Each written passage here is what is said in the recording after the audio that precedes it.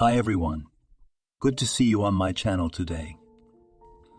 Today I will tell you a wonderful story. It is full of love and kindness. I hope you enjoy it and I wish you an enjoyable viewing experience. Thank you. A lot of people couldn't believe what she'd done, and after a while, the unbelievable happened. Irma squirmed in the leather chair. She had long been interested in the psychologist with his velvet voice and slight, unshaven features. He was not a cheap specialist. An hour of his work cost as much as a dinner for two in a decent restaurant. The girl was sure that for that money he should do more than just act as an appreciative listener. Maybe even a hugger or a kisser. "No, listen to me," Irma said in a worried voice. "He comes over. We're together for 2 or 3 days. Everything's fine. We make plans. We're inseparable. We spend time together. And then he's gone again. He doesn't care about me. He disappears. He doesn't answer his phone. He just writes briefly. In a meeting. I'll call you back. I'm tired. I'm tired. I can't go on like this." "How long has this been going on?" Sebastian asked. He kept a notebook in his hand and made notes. But Irma wouldn't have been surprised to find some of the pictures they usually drew out of boredom or a nude portrait of her. At least, she would have liked him to draw her naked and with big breasts. 2 years, the girl replied. "No. Well, let's reason. He probably doesn't like my shape." "Oh, really?" The girl stood up and slowly spun around her axis. Even a layman would have said the figure was stunning. Sebastian exhaled, definitely low self-esteem, because her hips were adorable, as were her hair, face, and other body parts. But he couldn't give her a good old-fashioned self-esteem boost. The doctor's ethics didn't allow it. "Your thighs, Irma, are delightful," the psychologist replied with a casual smack. "But let's get back to—" "No, wait." The girl waved her finger and turned her back again, showing off her firm ass. "Delicious, and you haven't even touched them once. You haven't checked them out, so to speak. Come on, don't be shy." She was literally demanding the most drastic therapy from him. Sebastian decided to turn the whole thing into a joke. He was just over 40, and a relationship with a 25-year-old patient was not part of his plans. After all, he was charging her half the usual fee. And he did it not so much to make money, but purely for support. "Oh, Irma," said Sebastian, sit down, please. If it weren't for medical ethics, I'd—" "Come on, then," repeated the girl, without changing her posture. Come on, let's get started. You said we should have a relationship of trust. It's okay, touch it." She didn't get the jokes. The psychologist noticed this peculiarity of her psyche during the first session. At that time, Sebastian wrote it off as stress. The girl was really in a deep depression. But now that she was obviously better, her sense of humor had not returned. It means that she will have to be serious all the time, and this is not conducive to a speedy treatment. "Irma, you need to understand," said the psychologist. "This is my job. If I have sex with every patient, I don't have the physical or mental strength to do therapy. I have a wife. Turn your face to me. Stop tempting me." He showed her the ring on his ring finger. Irma had noticed it during the first session, but at the time she had thought it was just a tribute to the image of a flawless psychologist, a man who had solved all his personal problems and now sought to help others. The girl thought that all men are the same, and if something happens, they will not miss an opportunity to diversify their sexual experience, even if it's a patient, especially if it's about her. "Many of my colleagues, pardon my frankness, have slept with their clients," Sebastian continued, "and none of them could resist such a beautiful and young girl.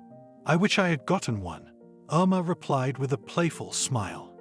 "With your permission, we'll wrap up this topic and won't return to it again," the psychologist asked, but he said it in a tone that doesn't tolerate objections. "So, let's go back to your situation. What do you expect from Paul?" "Oh, Paul Holmes," a successful, incredibly gifted lawyer. Irma met him on the legal battlefield and immediately surrendered. Paul was a good-looking man, tall, slender, with a beautiful body, which he trained tirelessly every day, just like Grey in 50 Shades of Grey. Paul is also the heir to a large fortune. The Holmes family has split into two branches. One, the dead end, is about to end with the old man's death. The other would continue to blossom, and she, Irma, could give Paul an heir, if not several. He struck her right away, the first time he met her. He was stingy with compliments, but expressed his sympathy otherwise by stroking and kissing her. He showed her his luxurious apartment with a swimming pool and an expensive car. Paul was perfect not only in material terms. As it seemed to her, he had a character that made him an ideal husband. He didn't like people, didn't socialize much. It was she herself who was drilling her way to his heart. Though it didn't take much drilling, to be frank. What do I want? Irma repeated the question. I don't know. Marriage. A psychologist helped her. Children. Well, we're not in that kind of relationship to ask such questions. The girl pouted. You can be frank with me, Sebastian said. I'm your psychologist. Irma knew exactly what she wanted from Paul. First of all, she wanted him all to herself. Always on the radar, never hanging out with other girls. Secondly, to give her his proud name of Holmes, and with it the right to half of his property. Not to enrich himself, but to tie him down. And finally, what's a family without children? She could carry 2 or 3 boys or girls. Her personal physician told her she was in excellent health and had wide hips. I don't know, Irma replied. I don't know what I want from Paul Holmes. She looked at Sebastian again. Handsome, of course, and well-groomed.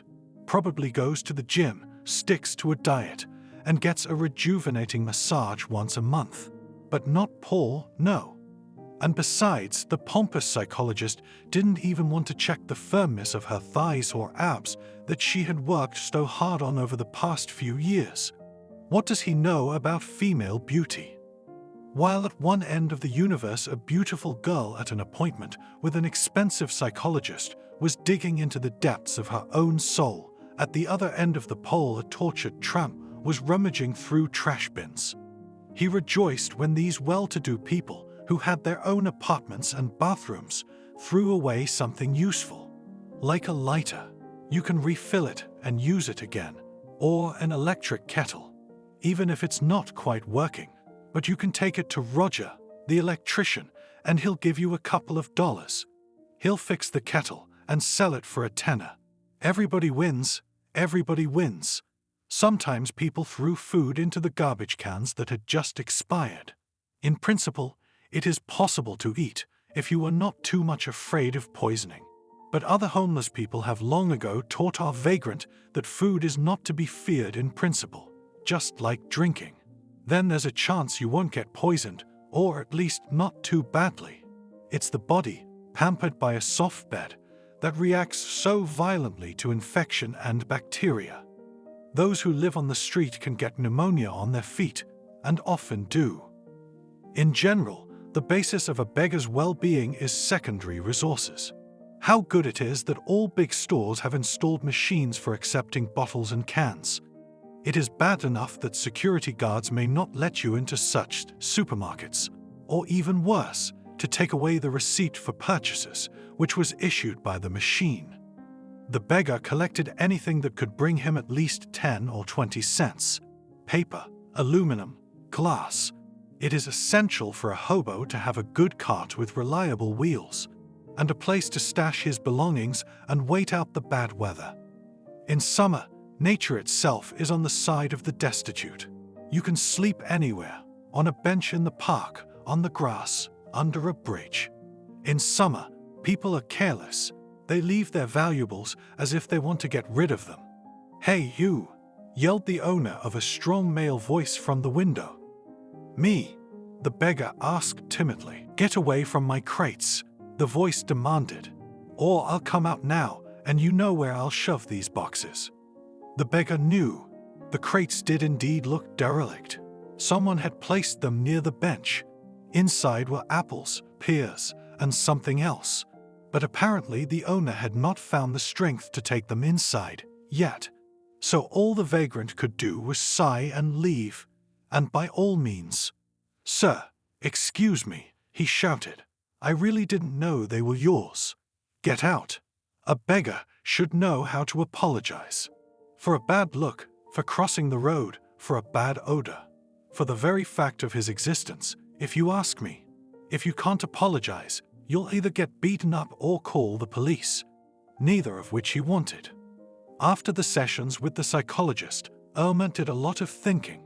She tried to understand herself, Paul, and others. On the one hand, she had everything. Her father had only 2 children, her and her older brother Gregor, but he'd made it on his own. He went into technology, into the information sector, and by the time he was 30, he was a millionaire. Gregor is the creator of the very system for finding tours for travel, which has won 5% of the world market. So she got all of her father's financial love. He gave her a nice and neat apartment in a new clubhouse. He bought her a car, even if it was not the most expensive one. It couldn't be better. Finally, her father helped her find a good and dust-free position in the legal department of a large company. She coped well with the work, but to be fair, there were few tasks. She didn't depend on anyone financially at all, and her salary was enough to live comfortably. The only thing missing was true love. Hardly anyone would believe that this spectacular blonde had only had 2 men by the time she was 25. And even then the first one, if not accidental, then unwanted. So, a good acquaintance with whom she just spent time. But it was fine without him too. Paul was another matter. It was for him that she took care of herself. For him, she had her apartment renovated in style, and for a few months he didn't offend her with his presence and was there most of the time. And then it started. First he started coming over less often. Then he stopped sharing her double bed with the most expensive orthopedic mattress. It was a pleasure to sleep on it, and even more so to love each other. "Paul, what's wrong?" she asked. "Are you sick?" "No," he answered, getting ready to leave. "I'm not in the mood. I'll call you." And maybe if he'd left her altogether, said some hurtful words, the wound would have healed over time. But no. The man she loved acted like a subtle tormentor. He could schedule a meeting at the hotel, come to it, get her drunk on champagne, give her maximum passion and pleasure, and then disappear. Literally the same night or morning, it didn't matter. "That's the thing," Paul said. "It's a very interesting process right now. Here, listen to this." And talked about the cases he had won or would win. Despite the impressive wealth of the Holmes family, the lawyer never sat idle, and the way he won was the most exciting part. Like a chess player, he calculated his opponent's moves many moves ahead. "Pa, you're so smart," she said, putting as much tenderness and love into her words as she could. "You're a genius." "Of course," replied Paul habitually. "Genius is the training of the mind." Alas, she could boast neither the same flight of thought nor spectacular moves. She was given more of a technical job, which she handled perfectly. Not a fly would fly, not a mouse would pass without her prompting. It was this ability to control, bordering on insanity, that her supervisor valued in her. "I hate fools," Paul said, "and fools, they're boring." "Am I clever?" Irma asked coquettishly, but her lover was silent. Gradually their meetings became shorter and shorter, and Paul's movements more and more tense. And now he was only enough for a cup of coffee, a short walk in the park, or a couple of minutes of conversation, and then he would disappear, leaving her in great pain. Once or twice a month, as if taking pity, a man could give her love, but not even a night, but at most an hour or 2. And half of that time he would talk on the phone, solving important issues. The trouble is that she has no one to share her worries with. The only things she could discuss with her girlfriends were making salads for New Year's Eve and traveling after the pandemic was over. With her mom, she was extremely cold, jealous of her dad. And with her father, she would never talk about such topics. She was just ashamed. That left the psychologist. He was old for her, of course, but she would not refuse close support and care. Invited him to a restaurant, offered to hold another session at a retreat at her home. But Sebastian, tactful and imposing, never said no. He just smiled and explained why a self-respecting doctor shouldn't get too close to his patients. But he didn't say no, just like Paul. She couldn't understand why she was attracted to men like that. During the next session, she looked at the psychologist again with interest. He was the kind of horse that wouldn't spoil the furrow. And she had no doubt that Sebastian knew how to plow. But once again, the psychologist remained unapproachable, and all she could do was discuss her worries. "I don't think Paul is capable of cheating on me," she said during another session. "What makes you think that?" asked Sebastian. "You know, he's in the public eye all the time. I call him a lot. Would you answer a girl if you didn't want to be with her?" "I have already asked you many times to call me you," the psychologist replied. "There's a nuance here. We don't even know what you want him to do. And reading his mind is a real art." "Is it possible?" the girl asked hopefully, "to read his thoughts?" "Yes," Sebastian said. "I made a psychological profile of him in my head a long time ago. And read his mind if that's easier for you. But you won't like the first or the second." "No, tell me," Irma demanded. After all, she wasn't paying him that kind of money to keep secrets around here. "All right," agreed the psychologist. "Obviously, he has another woman. She came into his life before you. And at that point in your honeymoon relationship, she became distant. And then, for reasons unknown, their connection resumed. At first, she was in the background, but gradually she came to the forefront. And now this same Paul, indecisive and weak, can't tell you the truth. That's why he throws in the occasional handout in the form of sex. But all this, of course, cannot replace the emotional component of the relationship. He suffers as much as you do, but he hardly goes to a psychologist." "Oh, don't say that," shrieked Irma and sobbed. "He told me he was done with her, that they were no longer seeing each other." But how did you know?" Sebastian knew all his dark sides. After all, he was an honored specialist, one of the best in this city. There's a reason his fees are so high. He saw the dark side in his patients and in other people. That's because he was one himself. And now, watching Irma sobbing, unable to accept the bitter truth, he felt pleasure. Yes, he liked that she was suffering and the way she did it. But in the end, it is also a method of therapy. It will now reach the stage of acceptance. It's been a long process already. And then it would be possible to dismantle and relive the negative emotions. Sebastian preferred to do without the cocktail of antidepressants and tranquilizers. The fundamental cause of psychological distress doesn't go away. It stays, and then the pain can reappear with renewed vigor. "Good," replied the girl. "Thank you. I really feel better today." As she walked down the street, she could not accept that the doctor was so shrewd. If he could so easily calculate Paul, whom he had never seen before in his life, what could be said of her? Irma had been deceiving Sebastian, and was always telling him things that were not true. And it was all the more unpleasant that he knew of these lies, but preferred not to notice them or pretended to.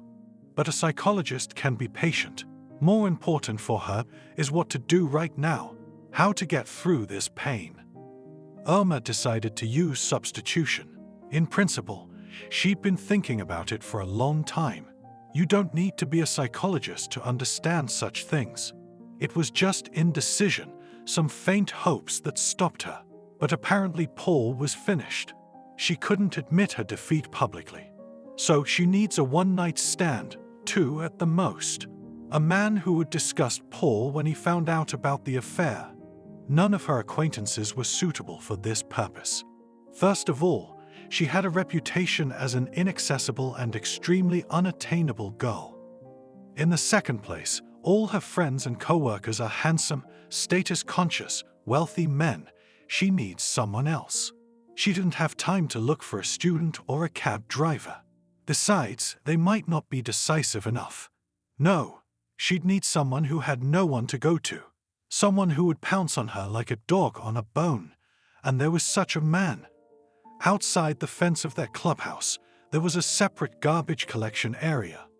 People with high environmental responsibility live in such status places, at least in words. So everyone, from small to large, threw paper, plastic, and glass into different bins. And every morning, when she was going for a run, a nameless man of indeterminate age shoveled out some of the resources. You can tell by the way he looks that he's gone downhill. Maybe he'd always been like this. Maybe he'd lost his place and his job.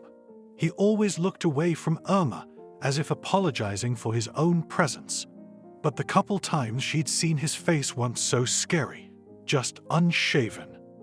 The thought of spending the night with him seemed disgusting, though. Giving myself to some bum. What could be more disgusting? But at the same time, the idea was appealing.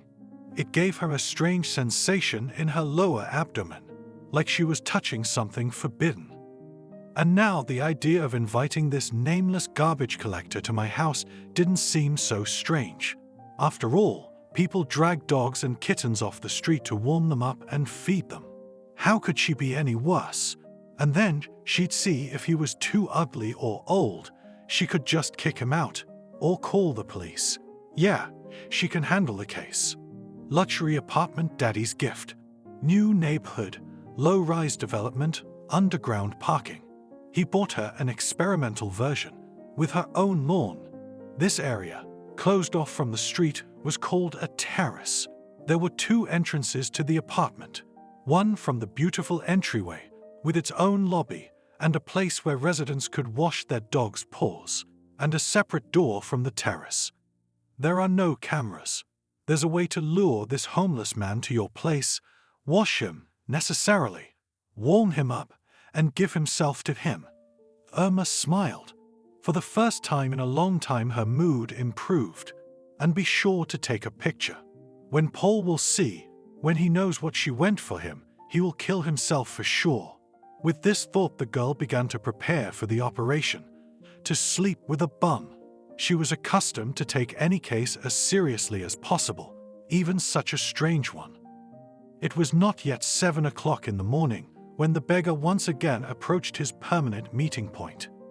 At this time, a rare tenant would disturb his tranquility, and he could quietly collect waste paper, look for cans, and some other things that these rich people throw into containers.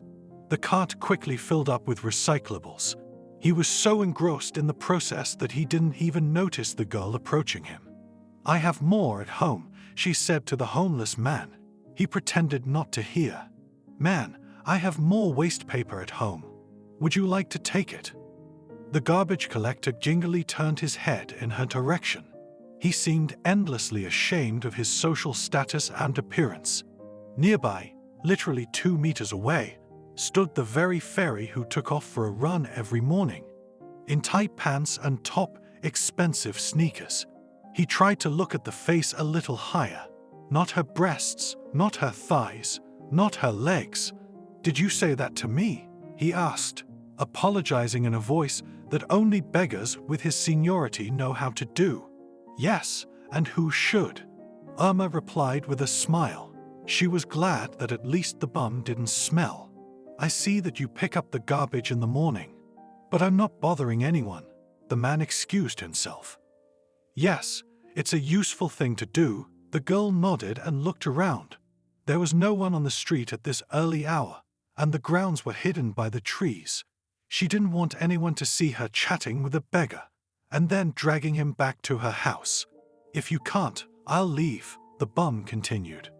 "Stop it." The girl waved her hand. "I'm telling you, I have 2 boxes of waste paper at home. I can give them to you, but I can't carry them myself. You can come to my place and get them." He looked at her in disbelief. Usually such beautiful girls, like the resident of an elite house, don't talk to him. They don't notice him. Pretend he didn't exist. And he encouraged them in every possible way. You have to be realistic. Fairies like that exist for wizards. He was in the lowest place possible in that hierarchy, so he had no claim to anything. Well, he replied, I'm not going. Why? She asked. I'll get beaten up there, the homeless man explained. Like I've been beaten or bullied, or some kind of video will be recorded. One of my comrades was set on fire. Oh, come on, said Irma. I do charity work, by the way. I can help with more than just waste paper. Come on. They won't beat me.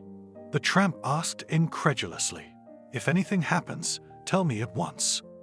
No, silly. The girl gave the prettiest smile she could muster at the bum. She didn't like the idea of sleeping with him anymore, but she wasn't the type to give up halfway through. Irma would go all the way. The homeless man looked at her hesitantly. He sensed a catch. On the other hand, he hadn't talked to a girl like this in years, especially not one so beautiful. Today he wore relatively clean clothes and hardly stank at all. He wanted so badly to go into one of those luxurious apartments. Maybe even sit on the floor. Maybe she had a coffee machine at home and would make him a cup of coffee.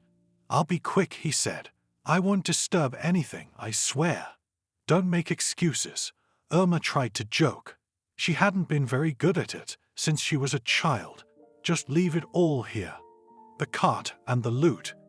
And follow me as if at a distance. All right. There's a gate over there. A private entrance to my terrace. Life has its surprises. One day he was rummaging through the trash and found a wallet with $200 in it. Problem is, he couldn't use the money properly.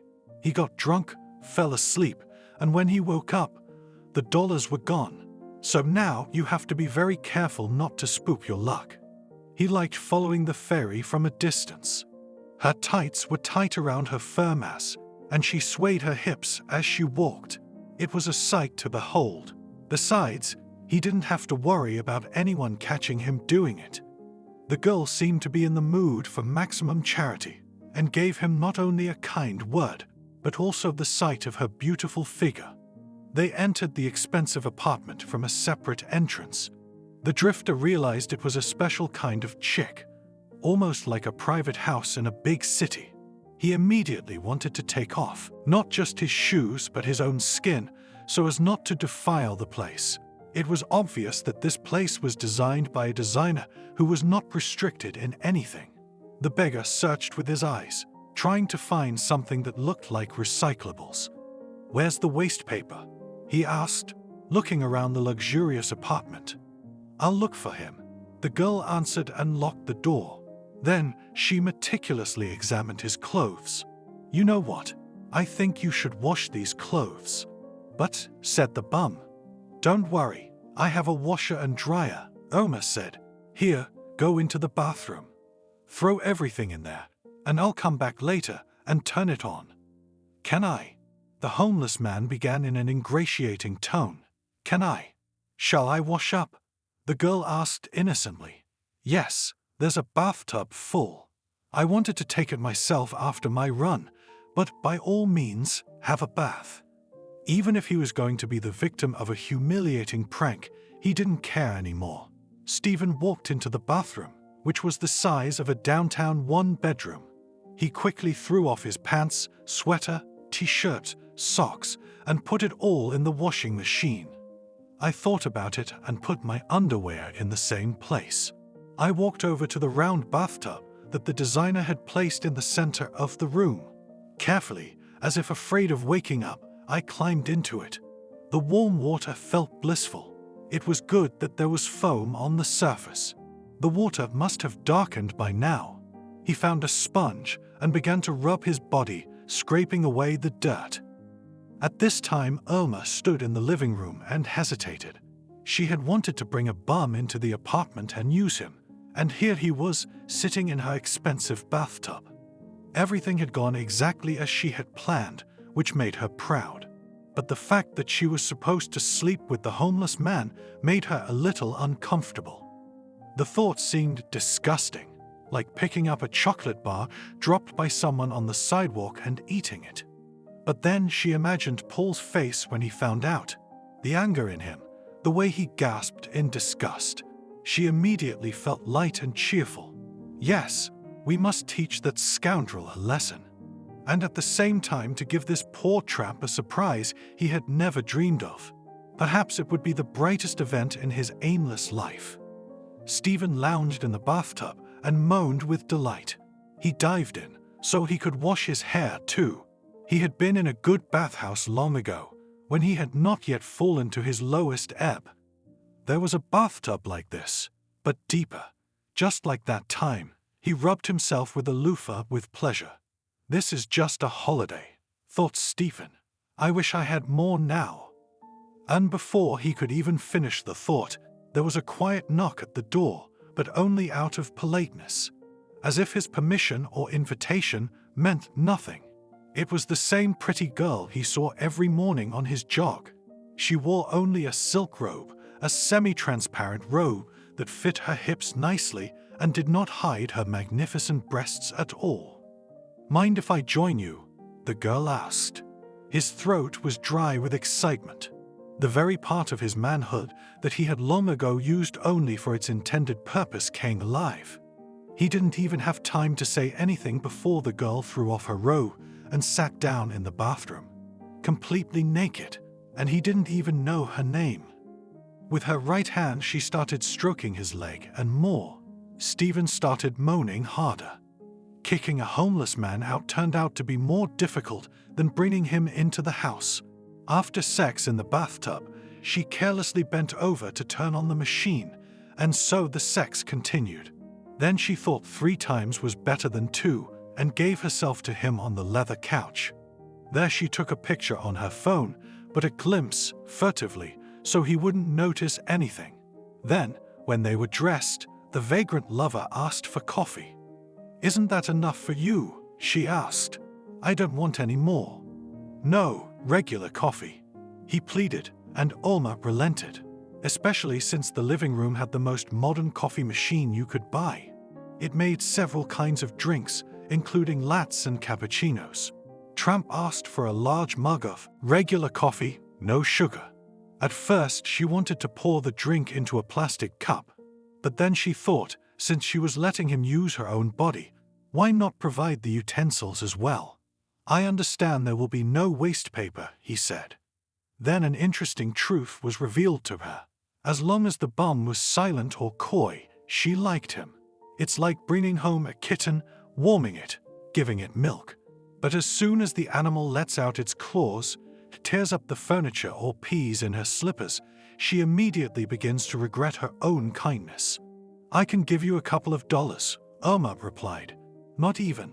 Let's put it this way. I give you 100, and you forget me and this spontaneous morning." "I don't need dollars," the homeless man replied proudly. "I won't be able to forget such a thing anyway." He made an attempt to come closer and kiss her, but the girl had already sobered up from the intoxicating potion of jealousy and revenge. She slapped the homeless man on the cheek, but not hard, so that he realized the show was over. It was time to lower the curtain and start cleaning the hall, especially since it was really necessary. "I'm sorry," he said. "Thank you very much for everything." "What for?" Irma asked. She was beginning to enjoy bullying this tramp. "Well, I am. For giving herself to you, such a dirty tramp." The girl continued with a sneer. "For washing me." No, Stephen replied. "No, not for that." "Then why?" Irma persisted. The man was beginning to annoy her. "For kindness," he said. The girl was somehow disarmed by such words, and she felt a kind of sympathy for the beggar again. Maybe if they had met in a different environment, and he wasn't such a degraded man. No, such thoughts should be banished from her mind. She used it to relieve stress, and that was it. "You should go now," the girl said. "Can I have more coffee?" The homeless man begged again. "And spend the night?" I don't want to leave so badly." "No," Irma cut him off. "Go away and forget the path to this house." "Please, I'll call the police," the girl replied. She was suddenly a little scared. This man has nothing to lose, and she let him right into her house. What if he wants to steal something and kill her? Rape is unlikely, but it's rare for a man to do it more than 3 times. Her legs were shaking from the exertion of a long jog. "No cops," he said suddenly, looking around. "I'm outta here. I'm leaving." The door slammed. She really felt better, and the plan to sleep with a homeless man went off like clockwork. Irma was convinced that a homeless vagrant who collected waste paper in the mornings could be a good lover. The way he pounced on her, all she had to do was close her eyes to avoid seeing his haggard face. Everything else was fine. There was only one thing the girl thought of at the last moment: contraception.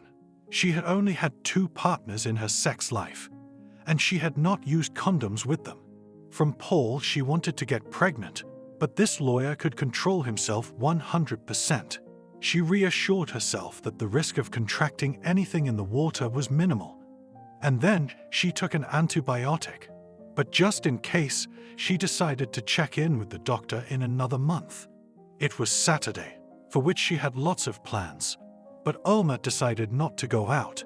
She would write to her friend Betty about this little adventure. Irma knew that she corresponded with Paul, which meant that he would get it too. The thought made her feel so blissful that she was ready to open a bottle of champagne. "Betty, you'll never guess what happened. Remember that time at your bachelorette party we talked about sleeping with a tramp?" Sebastian realized that the therapy had been a success. He ran some quick tests and was amazed at the results. Her anxiety level had decreased and her self-esteem had risen to adequate levels. There's a reason he's called one of the best psychologists in the country. And not only in the materials he ordered from journalists himself. "I see you're feeling better," Sebastian asked. "Oh yes," replied Irma. "Doctor, it's like a liberation. It's like I've been in prison and now I'm out." "Good for you," smiled the psychologist. "This stage is called euphoria. You know, like wearing tight shoes for a long time and then taking them off. You have to be careful with this stage, too." "What do you mean?" the girl asked. "Don't be alarmed, my dear," the doctor hastened to reassure her. "I am not saying that the ailment will return, no. It's just that in a state of euphoria, one is prone to rash actions. During this period, please avoid important decisions." "Like what?" "One of my patients got married in a state of euphoria," the psychologist explained, "to a man she had known for 1 month. So what?" "And the fact that their union had broken up very quickly," Sebastian explained. "And she was left alone with a child. But it was a very desirable child on her part. He's in therapy with me now. We are trying to correct his narcissism and behavioral disorders." Irma wondered, was she really euphoric? No, she'd just gotten her revenge on Paul, so hard that when he found out— Wait, had he already found out? Would he write to her, call her, beg her to see a doctor and sell the apartment? Paul's so squeamish. It's a good thing Betty told him the story. That she slept with a bum and it was good for her. "Doctor, I think we should take a break from our sessions," the girl said. "I hope this doesn't offend you." "Don't be," smiled Sebastian. "I have a lot of work to do. It was a pleasure to study with you." The psychologist knew how to speak sincerely. In fact, he took the news that their sessions would be interrupted for a while with ill-concealed delight. Irma had become annoying, and that was the worst part of his job. And her thoughts about him treating not only her soul, but her body as well. "No, but somehow I can't just walk away," the girl said. "It's like the gestalt was unclosed." "I see what you're implying," Sebastian replied. "But you and I have had this conversation many times before. Too bad you're so principled, Doctor." Irma pouted. "Can I at least give you a peck on the cheek?" "It can be done," the psychologist smiled. She walked over to him, moved closer to his cheek, and then abruptly dug her lips in, literally sucked on it. "Thank you now, doctor," said a satisfied Irma. It would be good if Paul knew about the kiss with the mature psychologist, too. She walked away to the door, swaying her magnificent hips. Now she knew for sure that they were incomparable. Stephen felt disgusted for the second week in a row. The whole thing with the pretty girl who had given herself to him seemed like a dream. After a few hours spent in the warm and cozy apartment, he was so sick of going back to the street. He still came to that rich man's house every morning and saw that fairy again, but she passed by, pretending that he did not exist. "Go away. I'll call the police," she said when he tried to move closer, "or the husband." No. Stephen waved his hands. "I need waste paper. That's all I need." "Go on your way," the fairy demanded, pulling pepper spray from her pocket, "or security will be here in a minute," along with her husband. But after what happened? There was nothing, the girl replied sharply. "Once again, your husband will come, and you will look pale." Of course, she has a husband. These rich people can afford all kinds of liberties, all kinds of experiments. Figuratively speaking, she wanted something spicy, something forbidden, and she got it. And the fact that he, Stephen, has a name and a soul is of no interest to anyone. "Forgive me," he said, stepping away. "I'm sorry, I won't bother you again." He ran away. He had few women. He had little time to get to know them. Stephen was born in one of those neighborhoods you don't want to miss. He never knew his father, and his mother spent all her time looking for work, trying to get by. From childhood, Stephen was left to himself. He did not like school. That he was constantly teased for the ridiculous clothes bought by his mother. "Don't let me down," was all she said. "You're the only thing I have, the only thing I have left." As a child, he could disappear to the library, which he loved not only for the books, but also for the free tea. But that didn't stop him from getting into bad company, drinking and smoking. He was a disappointment to his mother, time and again ending up in the police or stealing from her for small things. Because you can't steal big from your mom. She herself is as poor as a church mouse. And at the age of 19, after many priors and symbolic punishments, he foolishly ended up in a penal colony. His story was as banal as that of dozens of other unfortunate comrades. In pursuit of easy money, Stephen began to drive the cargo of Big Stan, a notorious kingpin in their neighborhood. And once he got caught by the cops, they were very happy to intercept a drug shipment, even if it wasn't the biggest. "Juice him up," the cops said. "You'll get another year. And if you don't talk, I'll give you a king's sentence." Stephen didn't turn anyone in at the time. Therefore, only 7 years later, at the cost of incredible effort and suffering, he found himself on the outside. Big Stan did not appreciate his deed, and there was nowhere to go. His mother didn't wait for him. A couple months before his release, his heart stopped. His room was repossessed, and he had nowhere else to go. For 3 years, Stephen hung around the neighborhood, collecting bottles, cardboard, and doing odd jobs. But he didn't go down. He couldn't go on living like this, but he didn't want to go back to prison either. Of course he did. 7 years in 4 walls. Immediately after his release, he got in touch with a kind woman who seemed at first to be 10 years older than he was. But her kindness quickly faded, and Stephen found himself in the position of a whipping boy.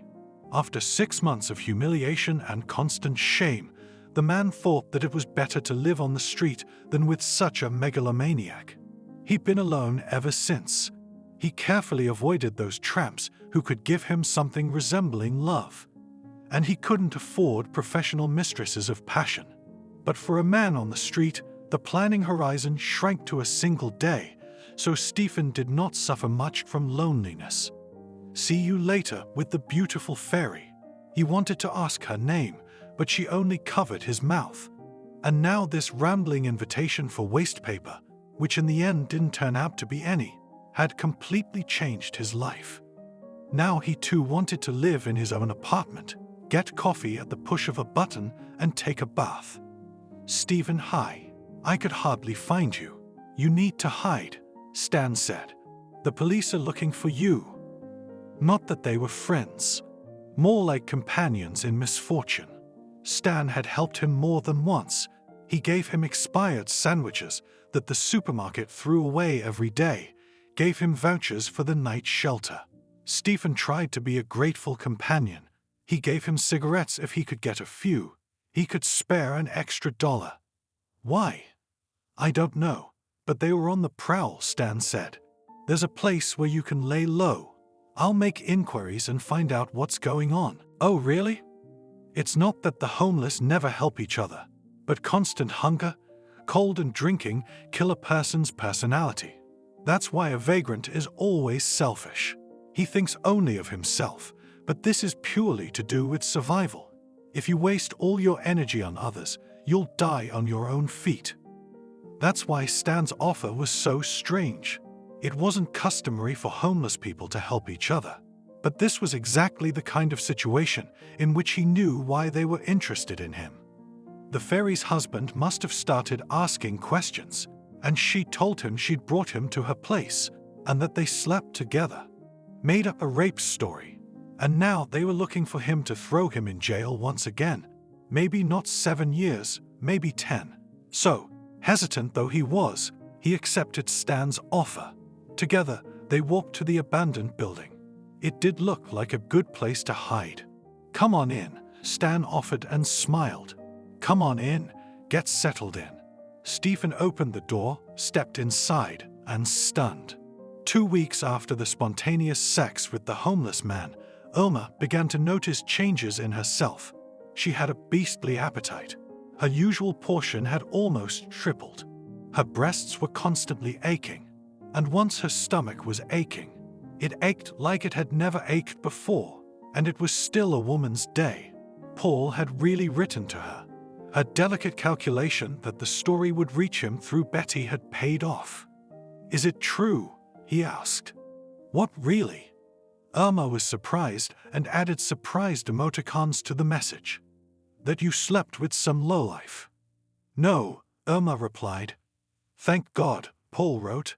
I knew you weren't like that. Irma said nothing. She just threw him a picture of a homeless man standing over her blooming body. Paul would have no problem recognizing her, because her navel was in the picture. And there's a piercing, the same earring he gave her. Then she'd blocked the contact, blocked it for good. She had to move on. Like dealing with her body. It's possible that she's not feeling well. Some hormones or something.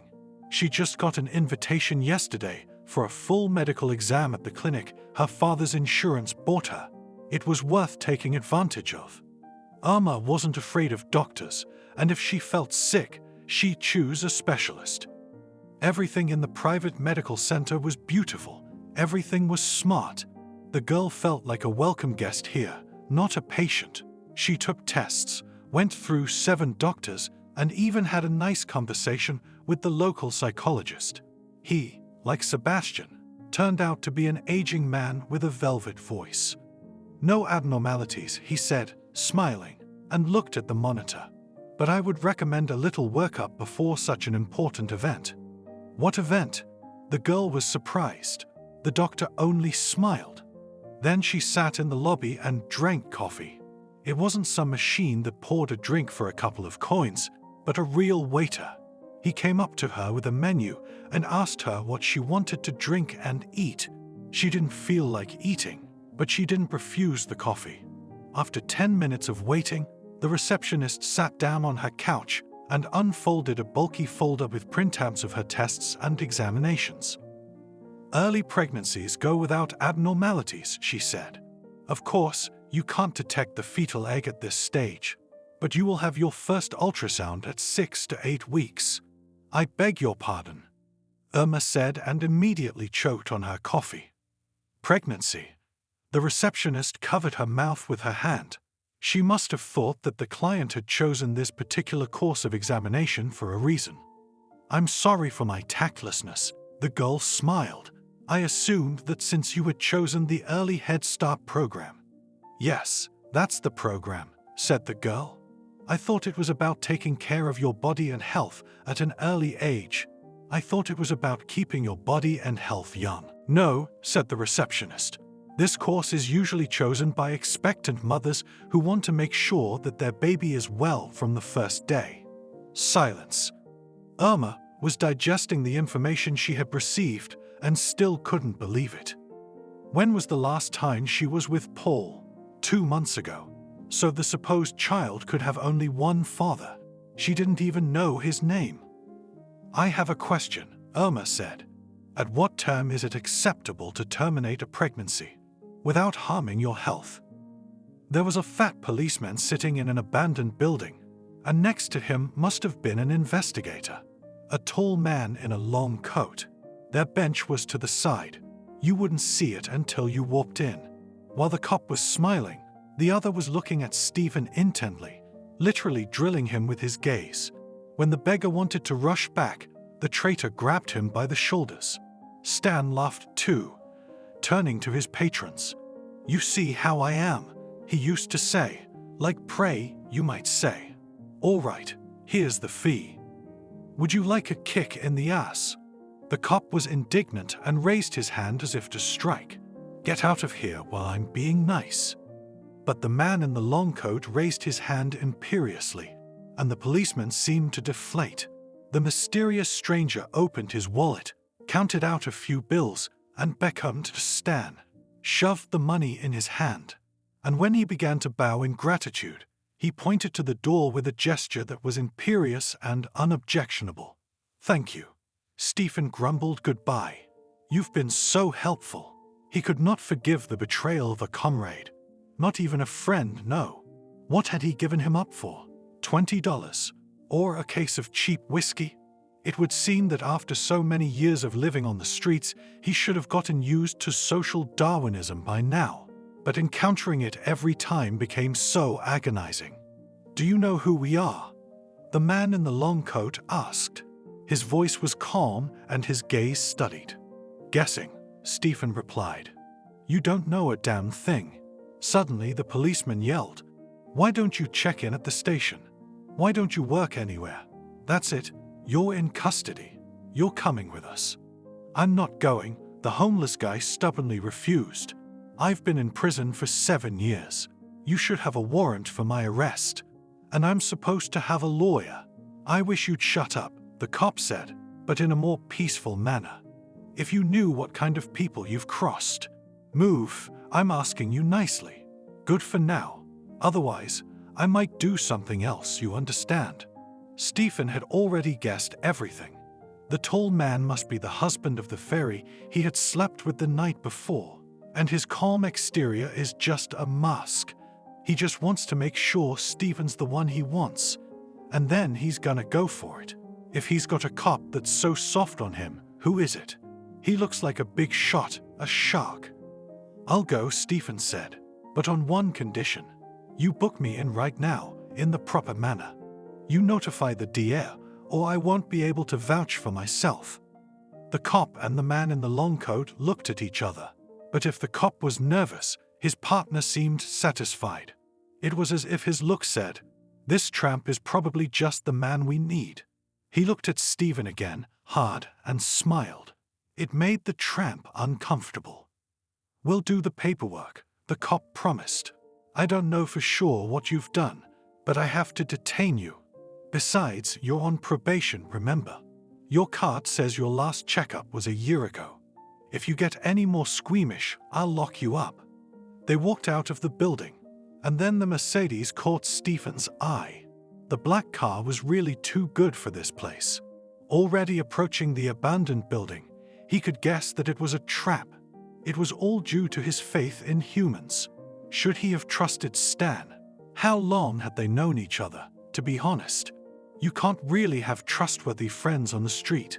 Any beggar will sell out a fellow beggar. It was driven by a cop who never identified himself, but Stephen could see that it wasn't a cop's car. He touched the steering wheel too gently, took the gearbox too gently. A man in a nice coat sat in the back with Stephen and asked strange questions. Did you know your father when your mother died? Did you ever try to find out anything about your family? Stephen decided to keep quiet. I will not answer your questions without my lawyer. Cut off the beggar, and at that moment he seemed to himself a very brave man. The station was nearby. Stephen had been there when he'd been arrested for vagrancy, but each time he'd gotten off with a minimum of indoctrination or a night in the monkey house. He didn't understand why anyone cared about his lifestyle. You'd think if he had his own corner, he'd be wandering the streets and sleeping in the basement. And if he had a job, he would be collecting bottles and waste paper. When will you formalize the detention? Stephen asked as soon as they entered the office. Silence, the policeman shouted. I'm in charge here, you understand. I need a DNA sample. You're supposed to be on file, but you're not. Somebody must have missed it. How? Stephen asked. How am I supposed to turn in the sample? Here, swipe the wand in your mouth. The cop squeamishly handed him the kind of thing you used to clean your ears with. And if I don't want to, said the beggar, looking thoughtfully at the cotton wand. You will, the cop nodded. Make it quick, I don't have much time. Stephen complied. After all, if they wanted to take samples, they could do it themselves. Better that way, of their own free will. He swiped his wand across his palate and dropped it into the bag the cop held in front of him.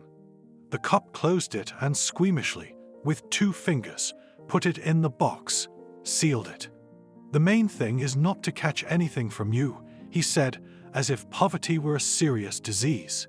It's what I do in the service. Every now and then I have to touch something dirty. He was taken to a separate cell. Then Stephen realized the situation and everything fell into place. If they're taking DNA samples, it's definitely rape. The fairy must have gone to the police and they're checking her story. Remorse burned inside him. He shouldn't have bought those 2 boxes of junk mail.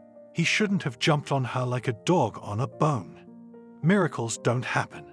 Who knows that but Stephen? He shouldn't have approached her then, a couple days later. Maybe she was frightened, and his DNA could have gotten right inside her. He'd gone crazy when he'd seen that gorgeous body. He pounced so hard he couldn't stop. The steel door of the cell opened. That's it, get up, the policeman ordered. You're leaving with me. To court? Stephen asked. To the prosecutor's office. Not into the woods, the cop answered and smiled. Just don't get snippy, all right? It'll be worse for you, pretty boy. Irma was literally hysterical. What a way for her to exact her revenge. So, there were 2 victims in this story, she and her family. At 25, she was ready to become a mother. And if it was just some random person, some fling at a nightclub or on a dating app. Irma's hurt that it happens.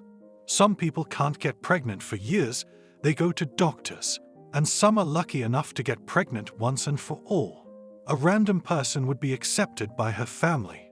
But we're talking about a homeless man, so she, a clever and calculating woman, told Betty about it, and even sent a picture of the admirer to Paul. She wished she could rewind time, give up on this crazy plan. But it's too late. Her belly would be growing now, and in a few months it would round out and the baby would emerge from there. She looked around the apartment anxiously. No, it was definitely not suitable for children. Too many sharp corners, too drab an interior. So the apartment isn't ready for a baby, is it? After all, any woman can find herself alone with her baby. And men, even the richest, sometimes show marvels of ingenuity to leave the child and his mother without means of subsistence. Irma didn't believe in coincidences. She was a fatalist. It seemed to her that everything was already predetermined. And she, a lawyer by education and vocation, had always been an opponent of abortion. And in her scientific work, as a naive student, she proved that life begins long before breathing. When the clinic offered her a choice of 2 options for getting rid of an unwanted pregnancy, she decided to take time out. I need to think, she told the registrar. I need to think about it. She could hardly keep herself from weeping. She thought everyone around her knew about her tragicomedy, that she'd slept with a homeless man and gotten pregnant by him. Of course, in an expensive medical center, no one would have thought to ask her about her personal life. "Shall I make an appointment for you to see a psychologist?" the receptionist asked politely. "This is an excellent choice for those who have doubts. You know what we're talking about, don't you?" "Is the psychologist a man?" Irma asked. "Woman, and I need a man," she screamed and ran away. It was a little childish. But when it came to abortion, she trusted only the stronger sex. She needed a sober mind, a coldness that women rarely possess. On the one hand, she understood that abortion is murder and also a risk to the health of the unwed mother. On the other, to raise a child alone from an unnamed father. She decided to walk home on foot. Autumn was beautiful and ruddy, but nothing made her happy. Who to ask for help? Who to ask for support? There weren't many options. You could call Gregor, of course. He's got 2 kids of his own, a great wife. But he lives on the other side of the world. It's the middle of the night. Or, Daddy, Irma said into the phone, sobbing. "What if your daughter, your little girl, got pregnant?" "Not so little," the father replied with a laugh, and his voice gave her strength. "The daughter is at an age where it's time to get pregnant. Tell me, is it true?" "Yes, Dad." "Congratulations." He brightened up. "What, Paul?" "No," said Irma. "Let it be a secret." "A secret?" "Daddy, I'm serious," replied the girl. "I will never tell you who the author of the future masterpiece is. And please, tell this to Mom and never ask the question again. I'm calling you about something else." She was getting ready to tell him all her doubts, that raising a child alone was difficult and hopeless, that she's still feeling young herself, that she has no family, and that a son or daughter without a father is a psychological problem in the future. But it was as if Dad had guessed what she was thinking. "Don't doubt it, my girl," the father said as gently as he could. "I will be like a father to your son or daughter. Do you hear me? You've wanted children for a long time. Keep it and don't doubt it for a second, my dear. Together we can do this." "Do you really think so?" Having calmed down, Irma hung up the phone. To come to her senses, she needed to do her favorite business of planning and forecasting. She either had to renovate or move to another apartment. "No, let this one stay. There is a terrace. You can go out with the baby. If he suddenly does not want to sleep, set up the nursery in the guest room. After all, guests will not go to her for a long time now. Try to make room for a nanny. She will go on vacation for just a little while, and then hired people or parents will take care of the baby. After all, pregnancy and childbirth is not the end of life. Rather, on the contrary, its very beginning." Relieved, Irma sat down at her laptop and began reading articles on parenting. If she was to be a mother, she would be one of the best, if not the best. The black Mercedes was now driven by a man in a coat, and a cop sat beside him. He wasn't handcuffed, but Stephen was still uneasy. No one was answering his questions now. The men were obviously happy, both the cop and his partner. The one behind the wheel kept whispering, "No way." "Where are we going?" Stephen asked. "Why didn't you formalize my detention? Who told you you were in custody?" The policeman grinned. "We just invited you for a ride. Think of it as a friendly chat, a courtesy visit." "But I don't want to." The homeless man was indignant, but the men only laughed. "By the way, Stephen," continued the policeman, as if nothing had happened, "it's been 3 years since you got out. Your probation's been lifted. I've prepared an excellent character reference so that no one will ever bother you again. Are you happy?" Steve was silent. He was uneasy because he didn't understand what was happening. Why was it as if the deuce had been switched? Obviously, the cop was talking to him differently now. You might even say he was fawning and fawning. Besides, if they'd wanted to hurt him, they certainly would have behaved differently. probably would have tied his hands and put him in the trunk, and put a shovel on top. They did indeed come to a forest, with a large estate at the foot of it. The gate opened, and a black car drove into the grounds. The Mercedes approached the mansion itself, which gave the impression of a castle. "What are we doing here?" Stephen asked. It was nothing like the massacre in the forest he had already prepared himself for in his mind. "Shut up," the cop replied. "I don't know any more than you do. My job is a small one, to find you and hand you over. I don't know why they want you. And you'll leave me to them?" Stephen asked with horror. "Don't worry," the policeman replied. "They won't do anything to you. Or rather, you're not likely to be disappointed." Well, think about it. What else could happen to you? You're already at the bottom. There's only the grave." The car stopped near the front entrance. All three of them got out of the car, and the man in the black cloak finally addressed him. He was smiling strangely and even shuffling from foot to foot, though he gave the impression of a very confident man. "My name is Clifford," he said, "but you call me Cliff." "Who are you?" "I'm Mr. John's special assistant," he explained. "I'm Mr. John's special assistant," he explained. "I used to be in the police force, even the Secret Service. But then, I got bored. Mr. John hired me to protect him." "From the enemy?" Stephen asked. "Worse, from friends. Be patient, you'll find out soon enough." "What am I supposed to do?" "First things first, and shave. I'd suggest a bath as well," Cliff said. His voice was dry, colorless. "The old man shouldn't be seen like that. He might have a stroke, and he won't survive a second stroke. Just relax. Have you ever swam in a river? Just relax and ride the wave. All right, let's go." They entered the mansion through the front door. There were people scurrying about, probably servants. They paid no attention to Clifford and Stephen. The beggar walked on carpets, on natural parquet and stone. It seemed to him that with his dirty, worn-out shoes he was spoiling these expensive materials, and that in a minute he would be thrown out at best. The mansion seemed even larger from the inside than from the outside. "I've already taken care of everything," Cliff said. "Here, come on in." They entered a large room that resembled a modern studio apartment. At one edge was a bed, high and canopied, and on the other edge a shower stall of gigantic proportions. The floor was carpeted, and in the center of the room was a film spread. There was a small path leading to it. "Here," Cliff said. "Go to the center, drop your things. Then shower. There's a robe hanging there. Then a hairdresser, a barber. We've already picked out your clothes." Should I take my clothes off?" Stephen asked.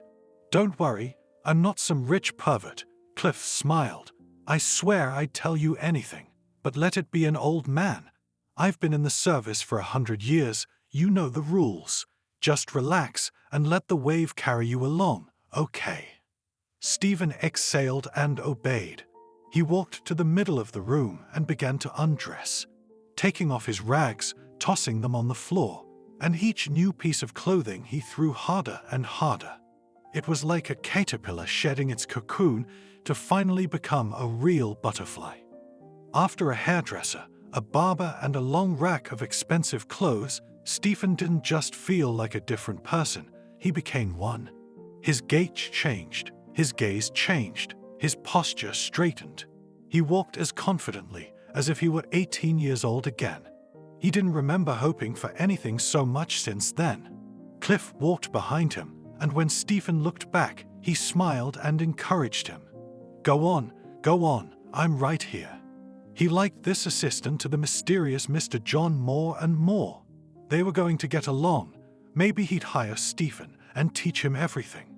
It seemed the rich house needed him for something, and he didn't even know what it was. As huge as the mansion was, they arrived. There was a frame at the entrance to the room that was spraying antiseptic. Cliff pulled out 2 medical masks. "Put it on," he said. "You don't have any immunizations, do you?"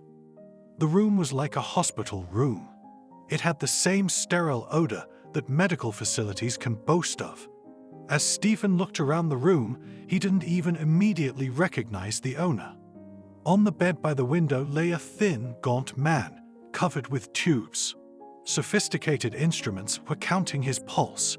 Tubes extended not only to his arms, but also to his nose, apparently to help him breathe. His gray hair was cut short. In his left ear is a small earring.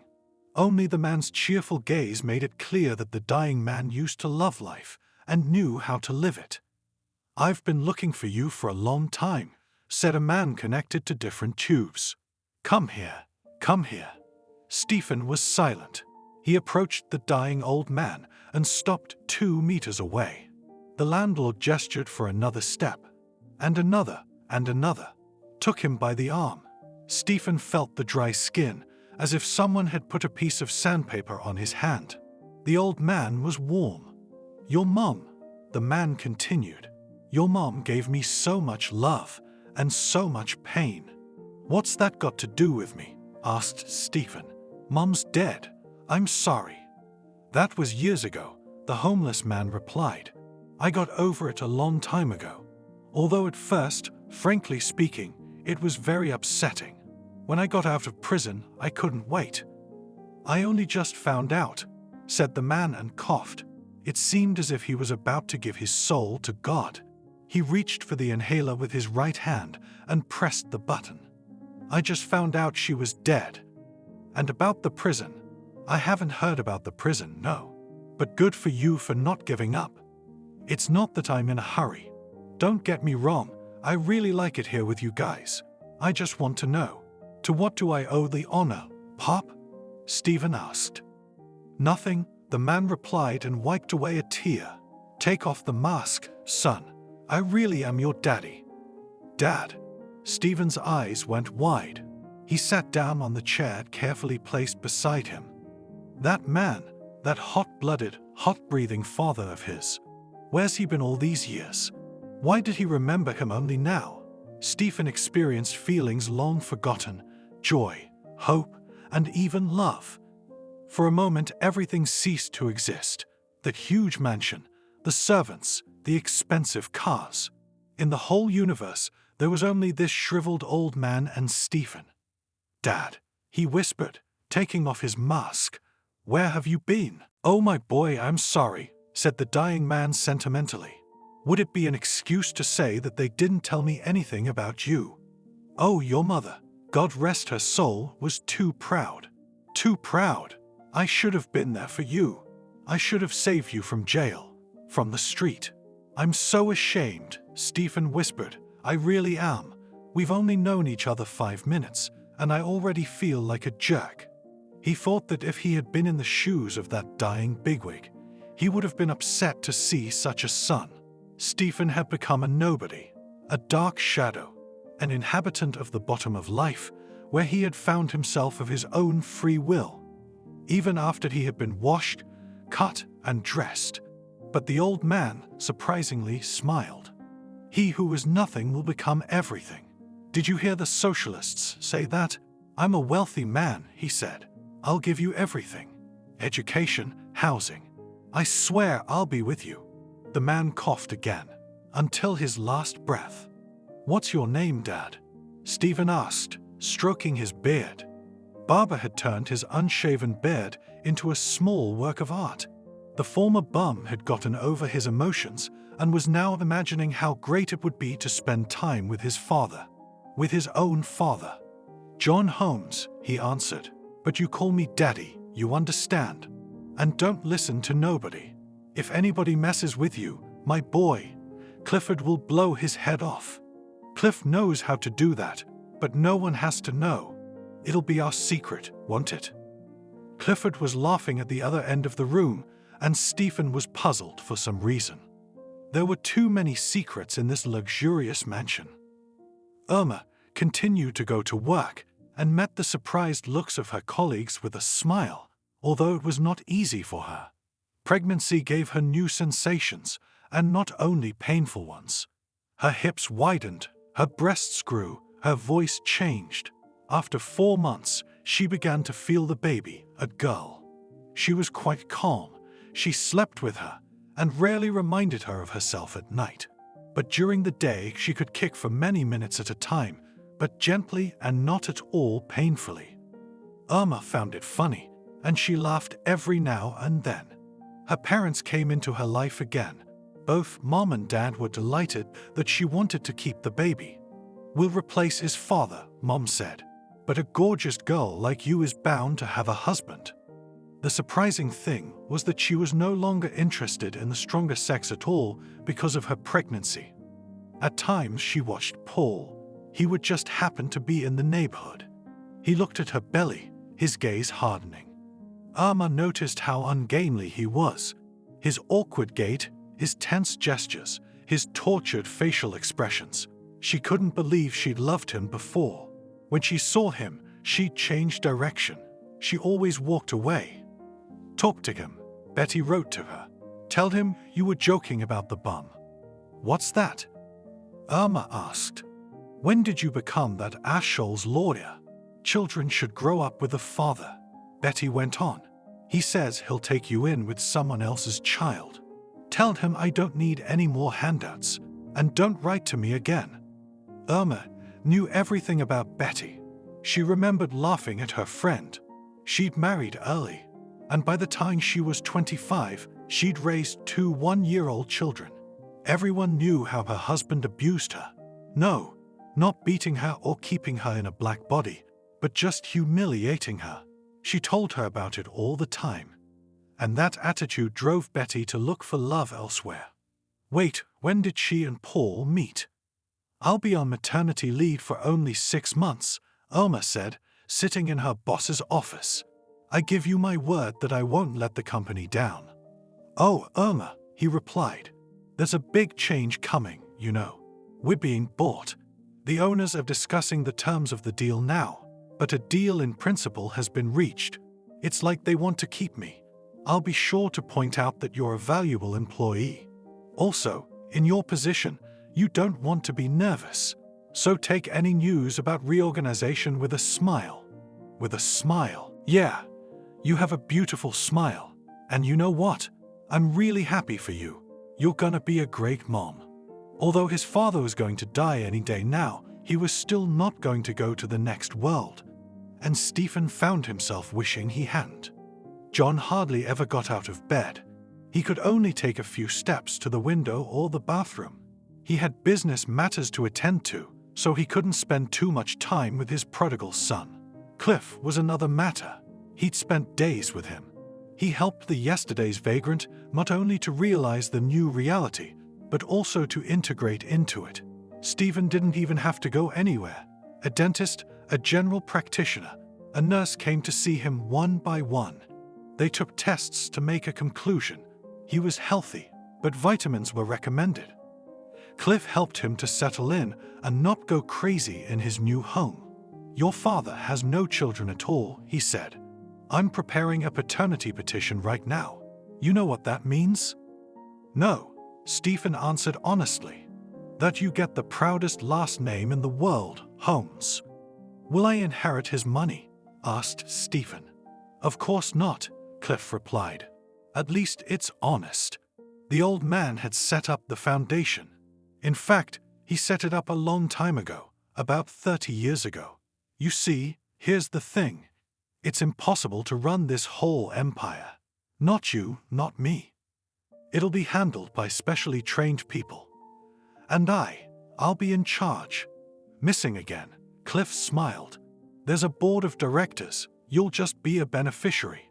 No management rights. But that's for now. "What am I to do?" asked Stephen. "Listen to me," Cliff replied, licking his lips. "You won't last a day without me. As soon as the old man leaves, they'll be all over you, believe me." "Are they going to kill me?" "Of course not," laughed the father's assistant. "They'll get you drunk. They will scatter white powders under your feet. They will pour you a sea of luxury in which you will drown. But I can see in your eyes that you're not like that. Isn't that right?" "Okay," Stephen nodded. "I won't touch drugs. I'm only interested in girls. Young, tall, Beautiful. We'll organize that, Cliff promised. Just not under the old man's nose. He doesn't like that very much. Every day, Stephen had someone to tutor him. An expert in manners and communication came to see him. He taught him how to construct sentences, how to gesture, how to persuade. Thanks to him, yesterday's vagrant realized his potential. After 2 months, he felt like a businessman, and he was terribly eager to manage something. "I don't believe you, Stephen," said the manners expert after another exercise. "That's where you're not at all convinced. The main thing is that I believe in myself, you understand." And looking at the look of fear on the teacher's face, he smiled. I'm kidding. But you convinced me for a second, didn't you? I wouldn't recommend using such crude methods. That's not what I'm teaching you, Mr. Stephen." He was tutored by a teacher in finance, the basics of law, and he also learned German and business analysis. He liked to study. He also liked wandering the corridors of the mansion, looking at the portraits of his distant relatives, reading books in the library. That's how they live, the rich. They have everything and they can't get enough. And now he was one of them. The labor went surprisingly well. Irma had heard so many horror stories about what happens to moms and babies. She was afraid to go to the delivery table. But money works wonders, and even before the first contractions, all her fears disappeared thanks to the support of the staff. After the labor, she felt exhausted and happy at the same time. Now she was a mother. When a baby girl was placed on her chest, Irma blossomed. It didn't matter who had fathered the child. God had given her a daughter, no other way. Only in that moment did she feel the emptiness of her soul filled by children. And now she would look at men with even less trust. Could her future husband be a father to the child? "Congratulations," smiled the midwife. 3 kilograms, exactly 50 centimeters.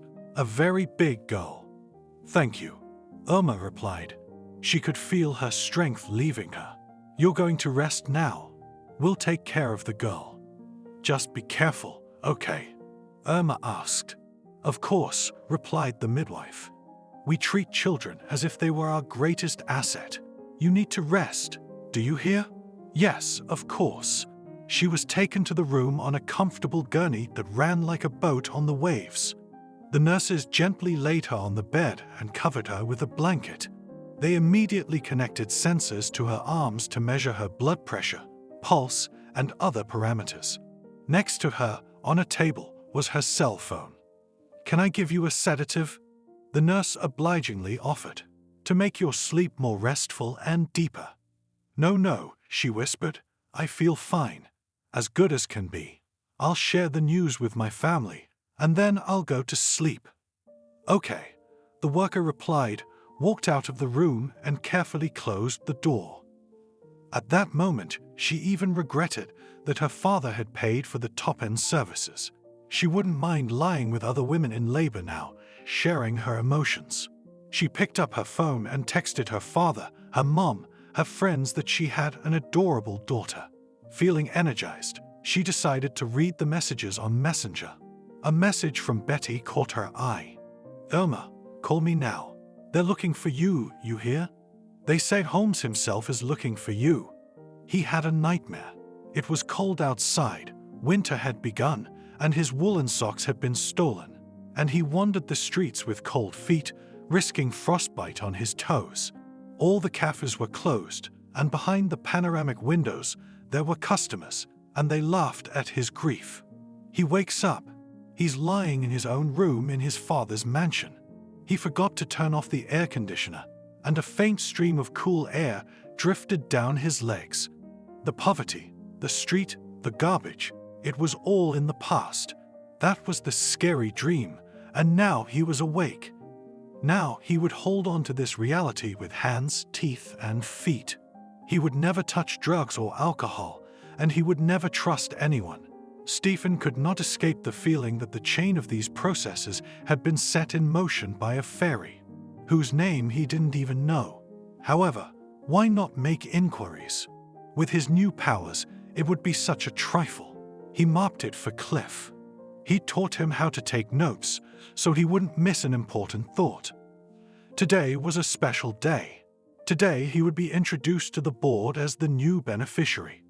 Cliff had told him all about the people who were now feeding off his father's company, and how it was vital that they seize the initiative, humiliate Stephen, and discourage him from managing.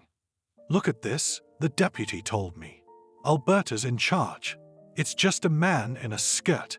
She controls all the financial flows, directs. She's a very smart woman, but she's not very nice. Her right-hand man is Victor, a man as flexible as can be. He will pretend that everything is fine, but in fact he will play his own game." "Are they the ones I need to be wary of?" asked Stephen. "And not just them," Cliff replied. "Then there's Mr. Anthony. He's dreaming of taking Alberta's place. We'll use him, but later." Clifford suggested not wasting time, but trying to take the initiative. "Hire auditors, check every dime that went through the accounts." His father's company wasn't a one-size-fits-all operation. The old man had invested skillfully in many different areas. And now the money was making money in trading, car manufacturing, the information market. "Huge currents are closing in on the three of them," Cliff said. "If you don't show them who's boss, they'll be all over you." Yesterday's conversation had scared Stephen for some reason. He thought the rich never had any problems. They didn't have to drag themselves through the streets, collecting bottles and paper to make ends meet. Turns out the rich have their own pains and fears, the main one being losing everything. The horror that he might be back on the street again made him breathless. Stephen caught himself thinking that he wanted to discuss the matter with Sebastian's personal psychologist, and then he was afraid that Alberta had hired him, and he would be sharing information about his mental state with her.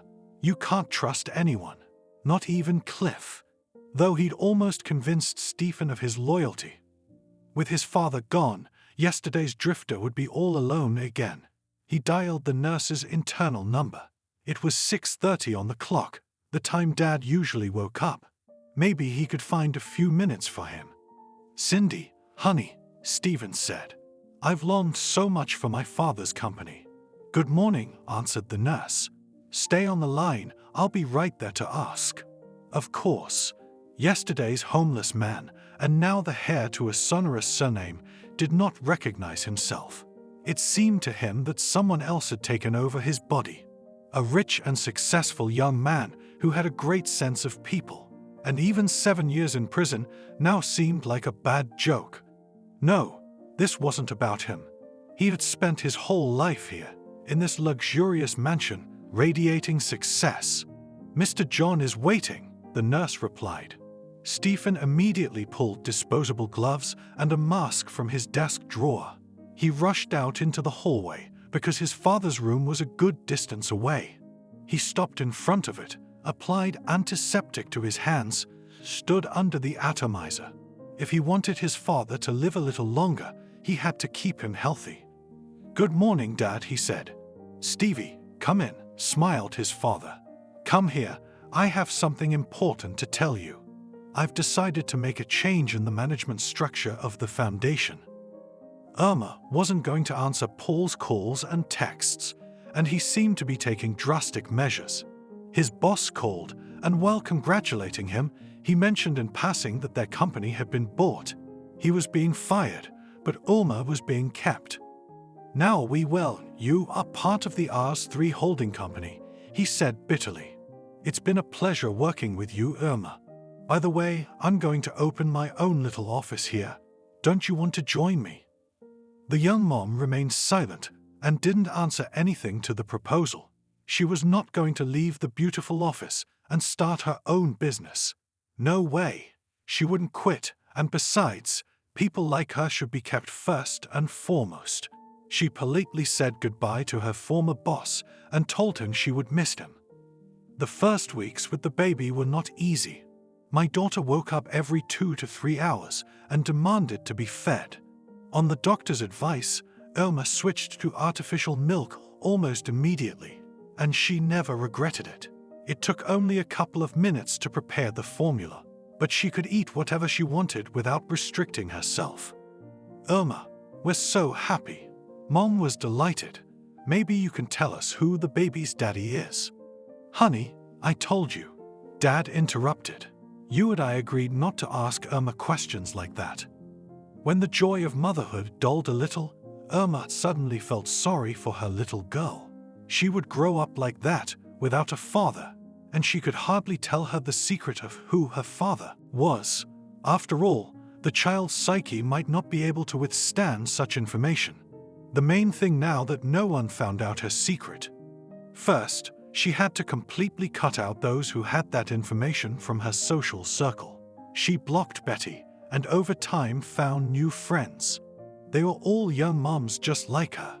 They would gather around the block, wheeling their babies on gurneys and sharing the progress of how their babies were eating and egg-yolking. She was not going to go to work until the baby was 6 months old. Irma could do some things from home.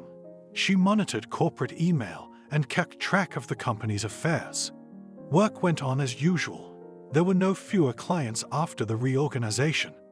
When she returned to the office, she would easily fit into all the processes. The only thing that was confusing was the new boss. She hadn't even met the boss who would be in charge of her. What if he was young and handsome? What if he wanted more than just an executive? At some point, she decided to find out what this RS3 holding company was all about. The company turned out to have deep roots. Founded as a family business, it quickly grew. More and more new areas were taken over by the business. The founder had a commercial flair and immediately understood where money should be invested.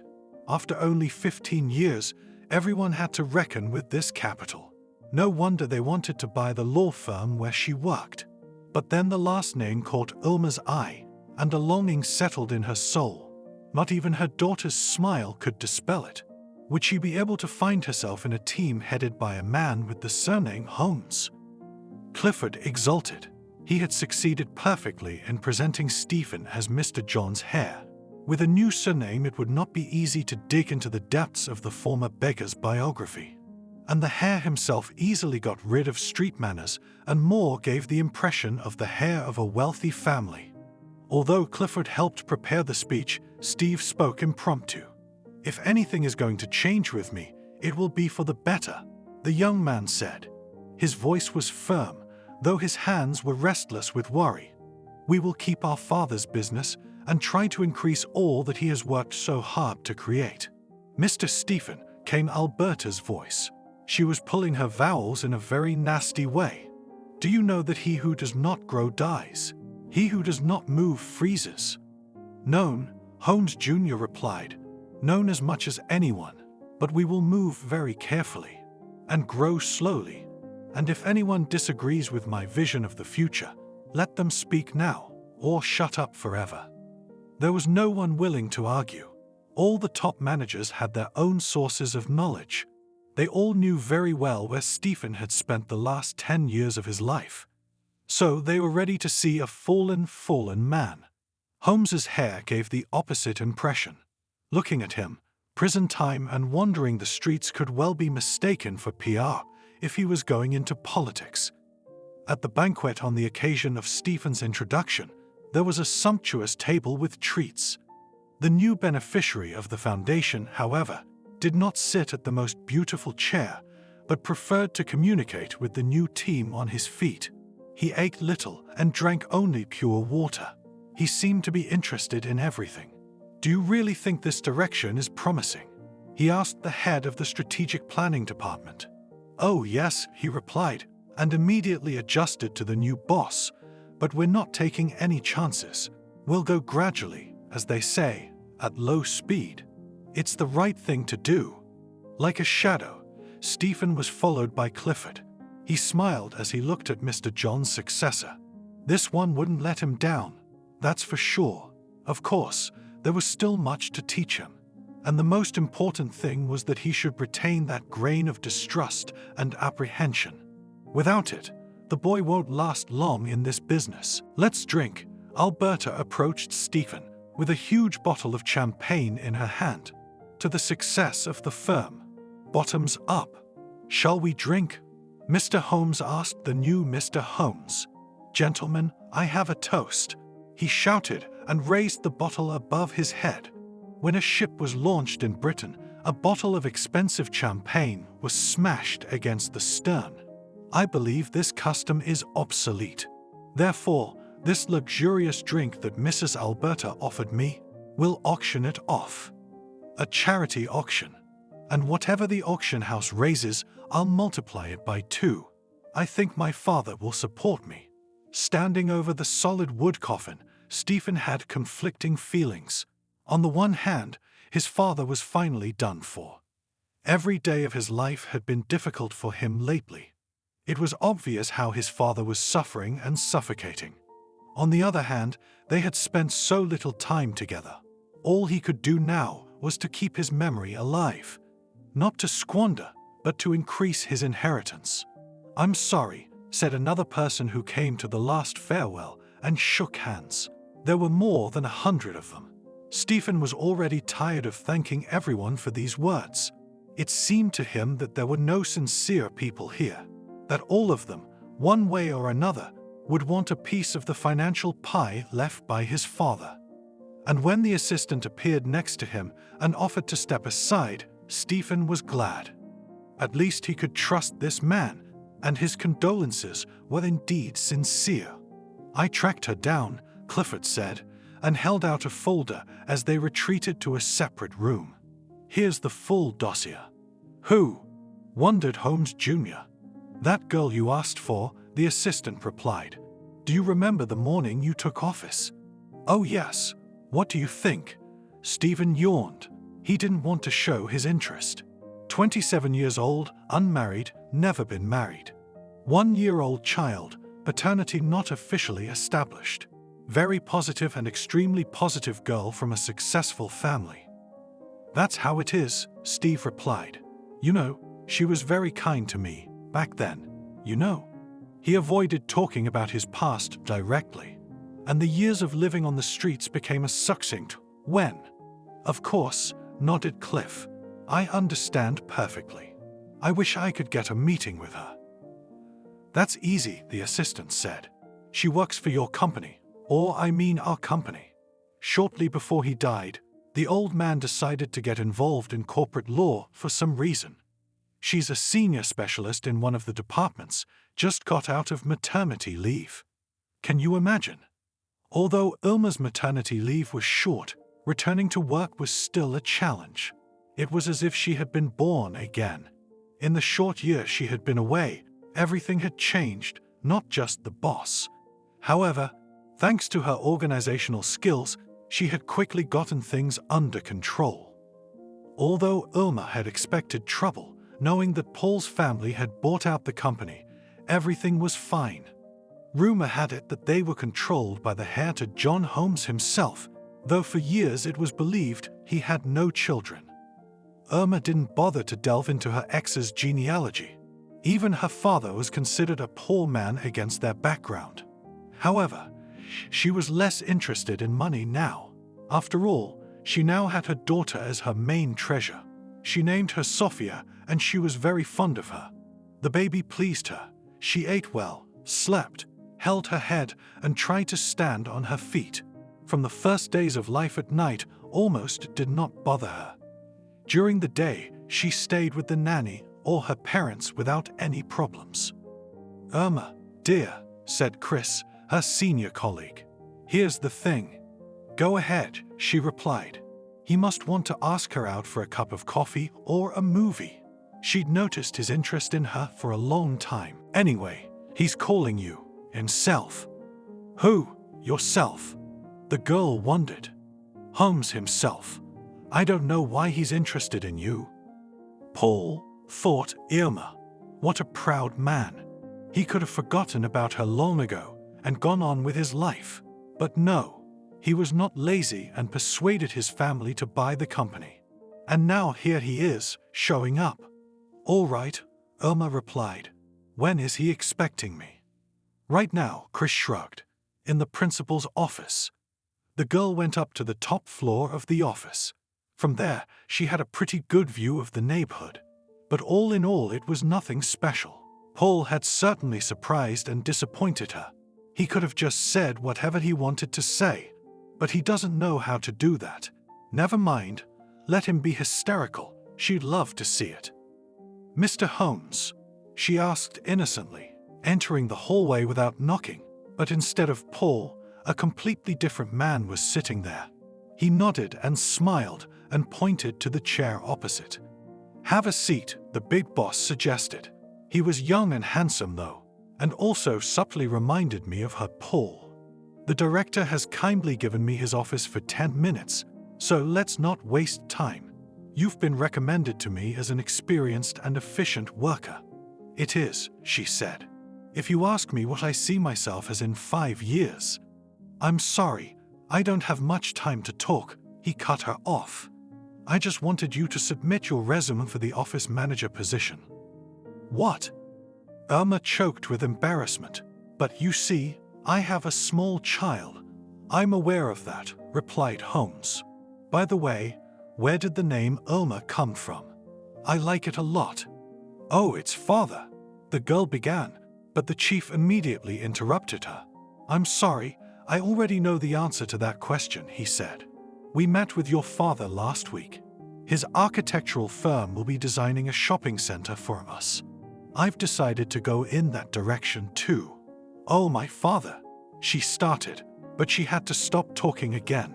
The phone rang.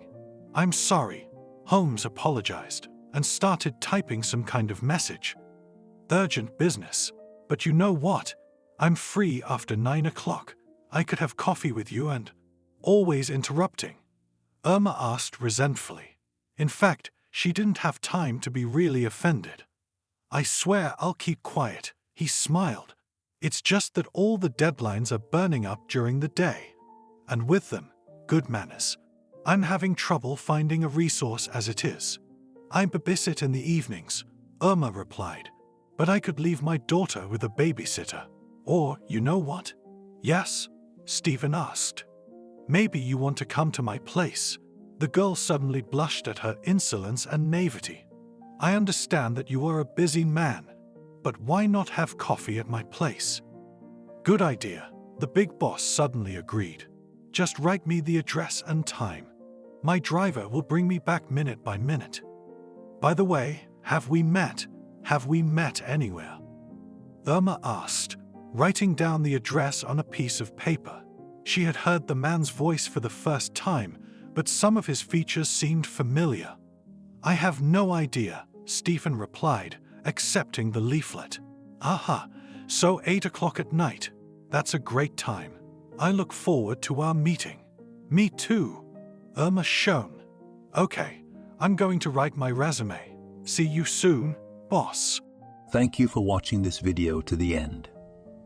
Subscribe to the channel.